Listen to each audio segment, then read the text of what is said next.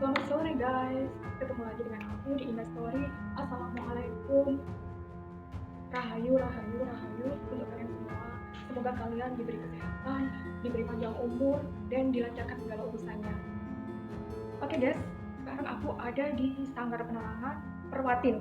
Nah, eh, ini tempat apa dan bagaimana kisahnya dan storiesnya, ikuti terus aku belusukan di tempat ini. Oke, jangan lupa untuk like, share, komen, dan subscribe. Dan untuk yang udah subscribe, aku terima kasih. Dan untuk yang belum, subscribe aja, kan gratis. Oke, nggak usah lama-lama, kita langsung cus aja. Sing lawas, sing long last.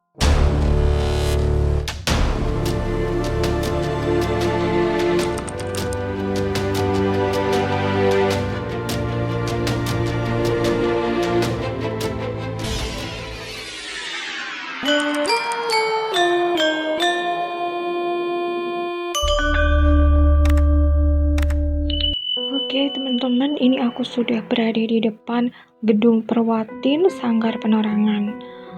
Tempat ini aku direkomendasikan oleh Pak Krisyandi Trikartika, pustakawan dari Universitas Ciputra Surabaya. Beliau itu juga pecinta bangunan kuno, tapi senior lah ya. Oke, terima kasih untuk Pak Kris. Dan kita lanjutin penelusuran kita nanti ke dalam. Ini adalah tampak depannya. Ini baru dibabati ya guys. Sebelumnya tuh ini rimbun banget, banyak pohonnya. Gedung ini mengusung arsitektur Indies Empire ya. Gedung ini dibangun tahun 1929. Ini samping bangunan, ini kaca-kacanya menggunakan kaca burem atau kaca es gitu, yang ada motifnya bintik-bintik gitu. Ini samping gedung ya, dan di samping sebelah kananku ini ada gereja Katolik Bebas Bonifacius kalau nggak salah. Gereja sebelah aku ini juga kuno, dibangun tahun 1923 ya. Oke, ini aku sudah ada di belakang gedung. Ini ada lengkungan ini kayak mimbarnya, dan di sini juga ada batu yang menunjukkan tahun dan tanggal pendirian gedung ini. Di batu tertulis Saterdag 3 Agustus 1929, hari Sabtu tanggal 3 Agustus 1929. Oke, kita sudah berada di depan lagi. Ini pilar-pilarnya yang kokoh, ini pintu masuknya. Dan kita sudah berada di dalam. Oke, ini aku sudah ada di dalam Perwatin Sanggar Penerangan. Di sebelah kanan aku ada semacam ruang baca, dan di sebelah kiri itu juga ada ruangan, tapi aku kurang tahu ruangan apa. Nah, di sini banyak buku-buku kuno, buku-buku mengenai teosofi. Di sini juga ada foto-foto, mungkin ini yang ada keterkaitannya dengan teosofi ya, foto-foto ini. Lemari-lemarinya pun juga lemari-lemari kuno. Buku-buku ini, buku-buku teosofi zaman dulu banget yang masih tersimpan di dalam lemari itu. Furniturnya pun juga furniture lawas dari kayu jati. Lemari-lemarinya pun sama. Di atas ada lambang dari teosofi, dan di depanku ini adalah tempat ibadahnya. Oke, sebelum mengulik lebih dalam, alangkah baiknya kalau kalian like, share, komen, dan subscribe channel aku di Indah Story. Oke, kita lanjutin lagi. Gini ya guys, ajaran teosofi ini dibawa orang-orang Belanda ke Indonesia pada tahun 1903 dan diterima dengan tangan terbuka oleh para kaum elit Jawa karena ajarannya nggak jauh beda dengan ajaran kejawen. Banyak dari tokoh-tokoh terkenal yang mengikuti ajaran teosofi ini, seperti Ki Hajar Dewantoro, terus siapa lagi ya?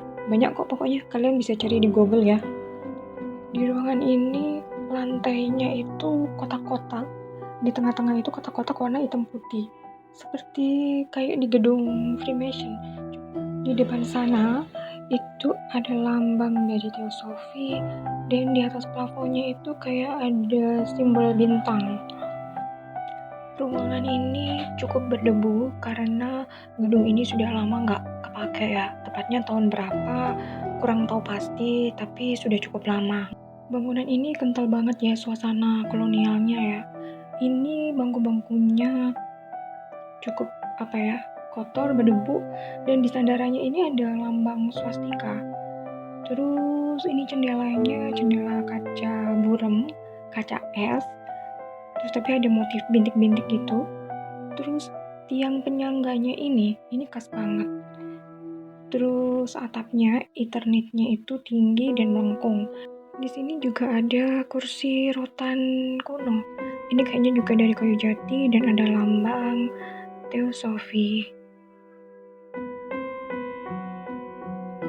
Di sini mejanya ada taplak warna hijau dan ini ada lonceng kuno unik. Dan ini ada palu yang ada lambang swastika. Oke, sekarang kita menuju altar. Entah ini altar, entah apa ya, tapi semacam kayak altar. Di sana ada foto Madam Helena Petrovna Blavatsky, seorang pendiri teosofi dari Rusia. Kayaknya sih kok kayak pernah lihat ya, kayak artis. Kayak almarhumah Susana. Iya loh, mirip ya, bener. Oke, di sini aku udah jelasin teosofi secara detail ya. Kalian bisa lihat sendiri di Google. Karena aku sih ngomong aku takutnya salah. Oke, tadi kan kita sudah melihat dalamnya tempat ibadah para penganut teosofi ini. Nah, sekarang kita lihat di kanan kiri pintu masuk ini ada semacam kayak tiang. Itu mungkin simbolnya gerbang. Bentuknya kayak beleduk-beleduk gitu. Ada 2 ya di kanan kiri. Dan di sebelahnya itu kayak semacam kayak mimbar. Nah, kita sekarang keluar dan kita lihat toiletnya. Ini adalah toiletnya. Biasa aja sih toiletnya. Terus di sana ada jendela gede, ada cermin, ada gantungan baju kuno. Oke, sekarang kita masuk ruangan yang ada di sebelah tempat buku ya. Oke, kita sudah berada di dalam ruangan. Ruangan ini nggak ada apa-apanya ya. Cuman ada 3 lemari kuno, lemari jati, dan lantainya pun sudah kotor. Dan ruangan ini kanan kirinya ada pintu. Pintu yang ke rak-rak buku tadi, dan yang satunya itu pintu menuju ke bagian samping bangunan ini. Nah, gini, dan ini atapnya, plafonnya sudah jebol-jebol ya. Nah, ini pintu yang tembus samping bangunan tadi ya. Oke, segitu aja sih. Soalnya nggak ada ruangan lagi. Oke, sekali lagi aku ucapin terima kasih untuk pengurus dari Sanggar Penerangan ini. Dan terima kasih juga untuk Pak Krisyandi. Segitu aja explore kita, belusuan kita di Perwading atau Sanggar Penerangan. Kalian tadi udah mau kasih tahu ya bagaimana dalamnya gedung ini dan sejarahnya bagaimana. Nah, kalian terus support channel aku di Indah Story dan jangan lupa untuk follow Instagram aku di Indah_storyboard. Terima kasih kalian sudah lihat video aku dan jangan lupa untuk like, share, komen, dan subscribe. Untuk kalian yang sudah subscribe, terima kasih. Oke, terima kasih. Jangan lupa tekan loncengnya. Stay lawas.